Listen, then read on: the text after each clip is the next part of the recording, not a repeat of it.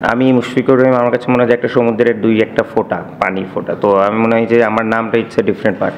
Bangladesh always come first, team come first. সবচেয়ে বড় sacrifice যে আমার সাপোর্টটা আমার স্ত্রী দিয়েছে। এই সত্যি কথা বলি, কখনোই আমার এই ড্রিম ছিল না যে আমি বাংলাদেশ হয়ে 100টা টেস্ট খেলবো। 100 টেস্ট এবং সেটা পালন করলে একটা সেঞ্চুরি দিয়ে মানে তুমি বলতেন কেমন লাগছে? না, আলহামদুলিল্লাহ। এটা তো আসলে আমি নিজেও আসলে বিলিভ করতে পারি না যে being a especially player from Bangladesh will play 100 tests. So it's really a huge achievement. That's not only because of my name, but I think for any cricketer, for any nation, it's a proud moment. So obviously ভালো লাগছে যে সেই ব্যক্তিটা আমি হতে পেরেছি। তো that means আমার উপর রেসপন্সিবিলিটিটা অন্যরকম বেশি। তো সেটা চেষ্টা করব। আর যে কটা ম্যাচই হয়তো যেভাবেই খেলতে পারি, ইনশাল্লাহ চেষ্টা থাকবে যেন সেটার প্রতিফলন দিতে পারি মাঠে। আর সাথে সাথে যেন ড্রেসিং রুমের আমি যাওয়ার পরে এমনও যেন 1-2টা প্লেয়ার দিয়ে রেখে যেতে পারি, যেন সেই গ্যাপটা যেন পূরণ হয়ে যায় ইনশাল্লাহ। না, 100 ইটস হিউজ নাম্বার। তো by the time I reach there এগুলো সব কিছু শিখে গেছি আশা করি। তো সেটাই এক্সপিরিয়েন্সটাই গ্যাদার করার চেষ্টা করেছি এবং কাম থাকার চেষ্টা করেছি। আর to be honest, I really thanks again to BCB.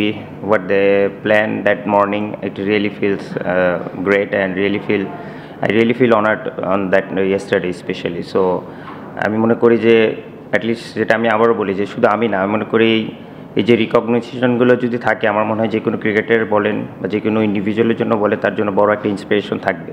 At least এখন আমি মনে করি বাংলাদেশে অনেক প্লেয়ারও ভাবে যে হ্যাঁ, তারাও 100 টেস্ট খেলতে পারে, বা এমন ভাবে যে এক টেস্ট টিমে যেন আমিও খেলতে পারি। তো এই স্বপ্নটা দেখা খুবই ইম্পর্টেন্ট, এবং আমার মনে হয় যে তারা যেটা করেছে, যে সম্মানটা আমাকে দিয়েছে, আই রিয়েলি এনজয়েড এবং I really honoured about that. Through the career আপনার অনেক সবকিছু ছিল, আবার রোমাঞ্চকর অনেক ঘটনাই ঘটেছে। সবচেয়ে ভালো সময় আপনি কোন সময় ফেস করতে পেরেছেন, মানে আপনার ক্যারিয়ারের ক্রিকেটীয় ক্যারিয়ারের মধ্যে?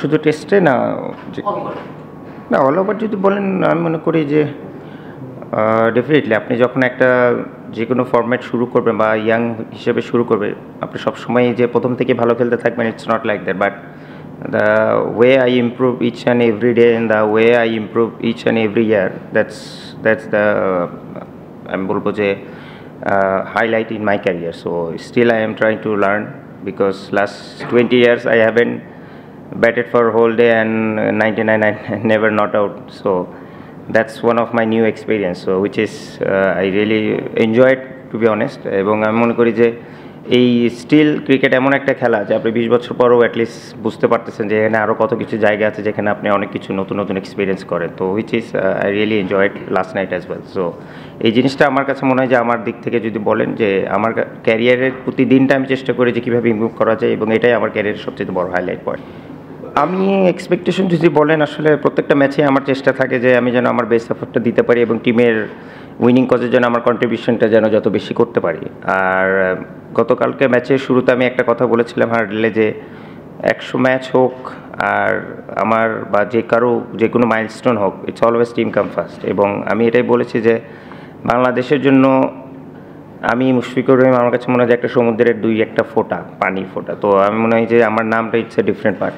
Bangladesh always come first, team come first. তো আমি এই ম্যাচেসটা দেওয়ার চেষ্টা করছি যে আমার জন্য না, দেশের জন্য যেন আমরা খেলি, এবং এই ম্যাচে জয়টাই সবচেয়ে আমার বড় গিফট হবে। তো it doesn't matter weather I score or not, but আলহামদুলিল্লাহ ভালো লেগেছে যে একটা কিছু কন্ট্রিবিউট করতে পেরেছি, এবং ডেফিনেটলি চাবো যে এই ম্যাচটা যেন জিতে, সেটা আরও যেন সেলিব্রেট করতে পারি ইনশাল্লাহ।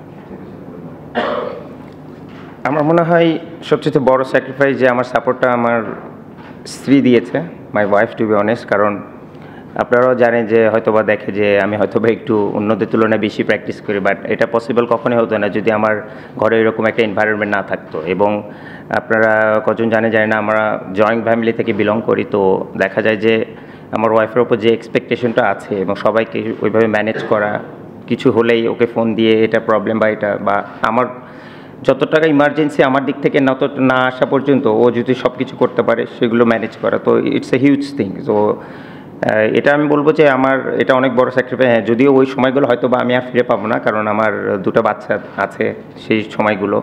তারপরে ধরেন রাতে স্বাভাবিক ছোটো বাচ্চারা সারা রাত ঘুমায় না, but I didn't had a one single sleepless night, to be honest.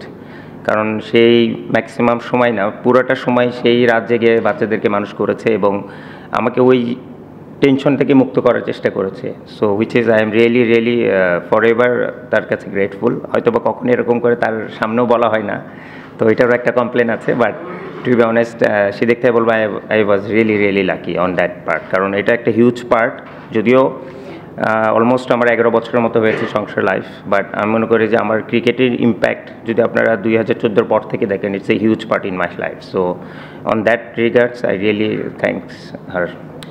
না, টু বি অনেস্ট, আমি যদি সত্যি কথা বলি, কখনোই আমার এই ড্রিম ছিল না যে আমি বাংলাদেশ হয়ে 100টা টেস্ট খেলবো। বাট এটা সত্যি, আমি এর আগেও সেভারাল টাইমস বলেছি যে যদি 3টা ফর্ম্যাটের মধ্যে কোনো একটা ফর্ম্যাট বেছে নিতে বলেন, যে test cricket that's my ultimate goal, এবং আমি যতদিন পারবো চেষ্টা করবো টেস্ট ক্রিকেটে যেন খেলে যেতে পারি, এবং সবার লাস্টে আমি টেস্ট ক্রিকেটটা ছাড়তে চাই, যেটা আমি এর আগে বলেছি। আর টেস্ট ক্রিকেট খেলতে হলে ডেফিনেটলি আপনাকে এক্সট্রা ফিটনেস এবং এক্সট্রাভাবে ওইরকম করে পারফরমেন্স ঠিক রাখতে হবে। তো সেটার জন্য আমি নিজেকে প্রিপেয়ার করার চেষ্টা করি, আর সবসময় প্রত্যেকটা সিরিজ বাই সিরিজ বলেন বা ম্যাচ বাই ম্যাচ বলেন, বাংলাদেশের হয়ে সেভাবে করে কন্ট্রিবিউট করার চেষ্টা করি। কারণ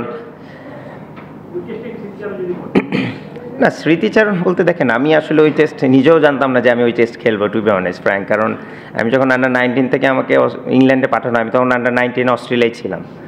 তো আমাকে যখন বলা হলো যে আমি ইংল্যান্ডে যাব, ওখানে আমাদের পাইলট ভাই ছিলেন, তো ওখানে আমাদের 3টা প্র্যাকটিস ম্যাচ ছিল ওদের মানে কাউন্টি টিমের সাথে। তো আমাকে বলা হয়েছিল যে তুমি হয়তো 1টা বা 2টা খেলো, ওদের আমাদের মেইন কিপার যিনি আছে উনি যেন রেস্ট থাকে, হুইচ ইজ ফেয়ার এনাফ। কারণ 3টা প্র্যাকটিস ম্যাচ খেলা বা 2টা টেস্ট খেলবেন, এটা যে কোনো একজন হিউম্যান বিংয়ের জন্য অনেক বড় স্ট্রেচ। তো তারপর আমি 2টা প্র্যাকটিস ম্যাচ খেলে, তারপর ভালো খেলে, তারপর আমাকে বলে টেস্ট খেলাবে। তো হচ্ছে মানে আমি যদি মেন্টাল একটা প্রিপারেশন ওইরকম থাকে যে হ্যাঁ আমি গিয়ে যে কোনো সময় খেলতে পারি, এটা ডিফারেন্ট ইস্যু। বাট আমি মনে করি আমার তাকদির ওইভাবে লেখা ছিল, এবং সেটা হয়েছে আলহামদুলিল্লাহ। I was really lucky on that note.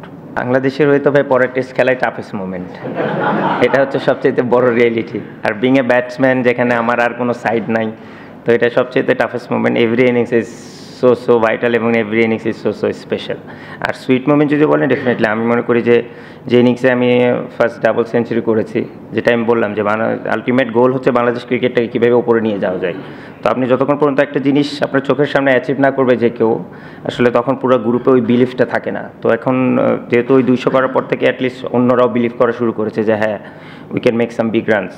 তো এবং আমি মনে করি যে এই 100 টেস্ট খেলার পর অবভিয়াসলি বাংলাদেশের ক্রিকেটে আরও অনেকেই ভাববে যে টেস্ট খেলা যেন, কারণ যে ব্যক্তিটা 100টা টেস্ট খেলবে অ্যাটলিস্ট ওই রকম যদি মেন্টালিটি থাকে, ওই রকম যদি স্কিল সেট থাকে, তাহলে ডেফিনেটলি বাংলাদেশের ক্রিকেটটা উপরে যাবে আমি আশা করি।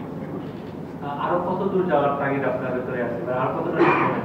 আপাতত এরপরে তো মনে হয় 4 মাসের ব্রেক আছে, তারপরে পাকিস্তানের সাথে টেস্ট আছে, যদি থাকি ইনশাল্লাহ তারপরে খেলার ইচ্ছা আছে, এর বাইরে আর কোনো চিন্তা নাই।